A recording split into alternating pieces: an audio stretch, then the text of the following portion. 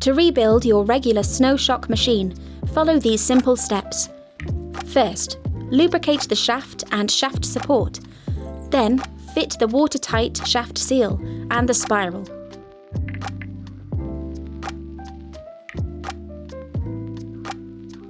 Fit the tank.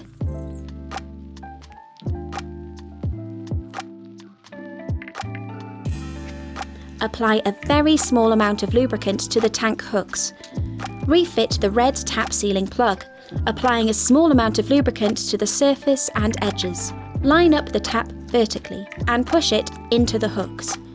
Push down on the tap handle and your tap should slot into place. Thanks for watching. For more of our how-to guides, visit snowshock.com/support.